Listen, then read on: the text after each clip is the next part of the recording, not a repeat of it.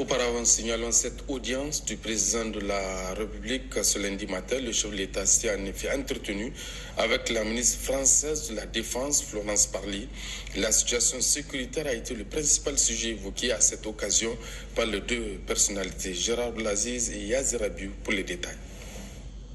En visite de travail à Niamey au Niger, la ministre française de la Défense, Florence Parly, a été reçue ce lundi matin par le président de la République, Issoufou Mahamadou. Plusieurs sujets ont été au cœur de cette entrevue, dont la situation sécuritaire et les relations de coopération qu'entretiennent la France et le Niger dans le domaine de la sécurité. Nous avons évidemment évoqué avec le président Issoufou la nécessité de poursuivre des opérations de façon conjointe entre les forces armées nigériennes et Barkhane, ainsi que la force conjointe du G5 Sahel. Une opération très importante a eu lieu à partir du début du mois d'octobre de façon conjointe qui s'est terminée tout récemment. Nous en tirerons évidemment ensemble les leçons, mais je crois pouvoir dire que jamais nous n'avions atteint ce niveau d'intégration entre nos forces. Et c'est cela évidemment qu'il faut poursuivre. Je l'ai dit, ce combat contre le terrorisme est un combat de longue haleine. Il y a des élections qui vont avoir lieu ici au Niger prochainement et je n'ai aucun doute sur le fait que après ces élections, eh bien, cette action sera poursuivie. En tout cas, je suis très confiante dans la poursuite du partenariat que nous avons depuis longtemps avec le Niger et qui, ces derniers mois, s'est encore amplifié puisque depuis le sommet de Pau, nous voyons bien que nous avons franchi une étape très importante. Nous avons en quelque sorte changé de braquet. Alors la force Takuba a commencé ses premières opérations puisque j'indiquais qu'une opération conjointe de grande ampleur avait eu lieu au cours du mois d'octobre. Et pour la première fois, la force Takuba a été associée, a pris toute sa part au sein de cette opération. C'est une force qui va monter en puissance dans les prochaines semaines et les prochains mois.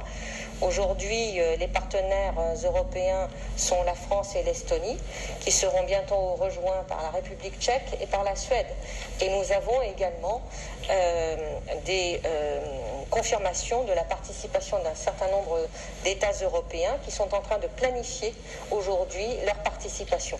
Donc c'est un travail qui en effet a été un travail discret pendant toute cette année 2020 qui était destiné à permettre l'émergence de cette force Takuba.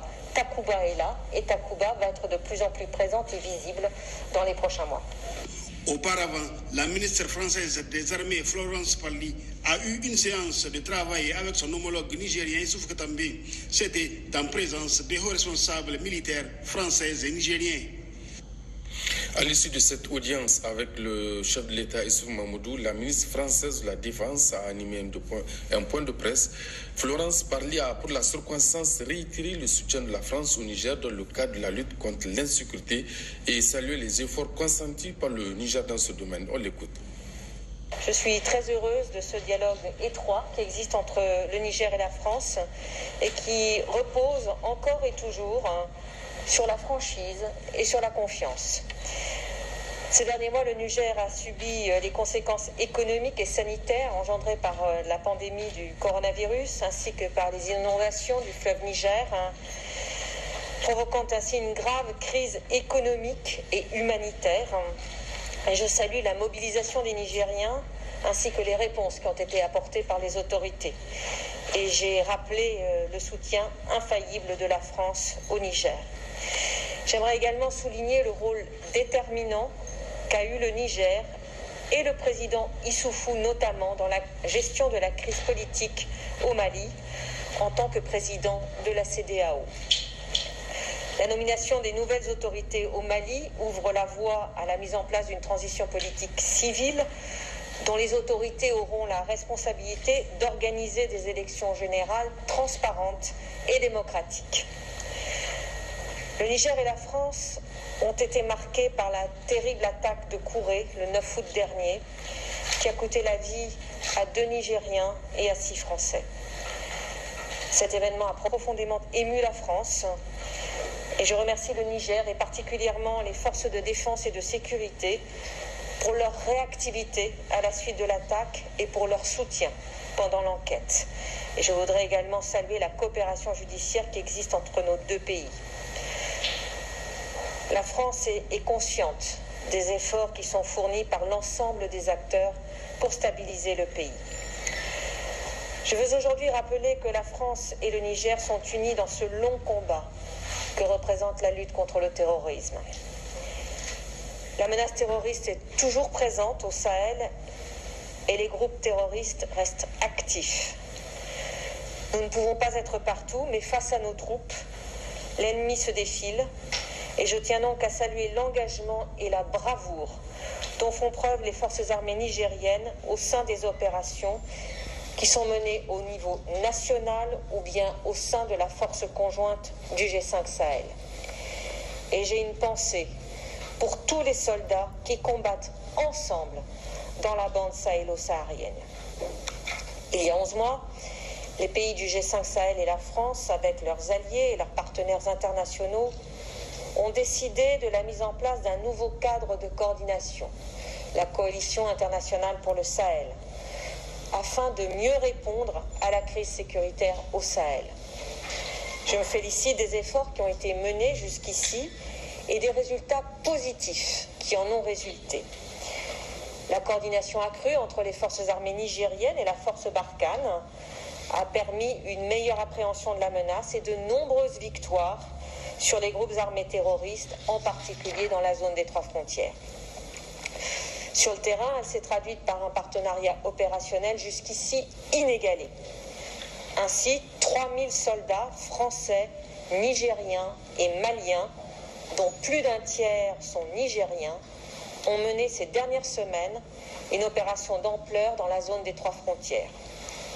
Ils ont travaillé de façon pleinement intégrée sur le terrain, aussi bien qu'au sein des chaînes de commandement, en traquant les groupes armés dans leur zone sanctuaire. Nous entendons poursuivre cet élan positif en favorisant l'implication de tous les pays membres de la coalition à travers un engagement renforcé aux nombreuses forces multinationales qui sont présentes au Sahel. Je veux parler de la force Takuba, de EUTM et de la MINUSMA, ainsi que d'une participation accrue au secrétariat de la coalition qui sera prochainement installé à Bruxelles. Aussi, notre réponse conjointe ne peut et ne doit être vue au regard du seul prisme sécuritaire. La France développe cette approche globale depuis longtemps au Sahel. La structuration de la coalition vise à aider nos partenaires sahéliens à appréhender l'ensemble de ces défis en appuyant le retour des armées sur leurs emprises, le retour de l'État et de la gouvernance dans les régions disputées, mais également en apportant des perspectives économiques et de développement. Nos armées travaillent de concert avec les acteurs du développement pour faire émerger des perspectives au profit des populations. Et le développement, tout comme l'action sécuritaire, nécessite du temps. Face à ces défis, nous nous adaptons et nous continuerons de nous adapter. Alors je visiterai tout à l'heure les unités françaises, mais également les soldats de la force conjointe à Niamey. Et si la situation demeure précaire, j'ai la conviction que nous avançons et ce progrès se traduit dans la structuration de nos initiatives, dans la montée en puissance de la force conjointe qui chaque jour s'autonomise un peu plus. La France n'a pas d'agenda caché. Il s'agit en effet d'un défi de sécurité commun auquel nos populations aspirent. Nous agissons sur le terrain et c'est notre préoccupation essentielle. C'est en agissant de manière coordonnée, concertée et solidaire que nous serons à même de surmonter ensemble les défis sécuritaires qui pèsent aujourd'hui sur le Sahel. Et puis poursuite des travaux en séance plénière ce matin à l'Assemblée nationale de la deuxième session ordinaire au titre de l'année 2020, dite session budgétaire. Les députés ont examiné et adopté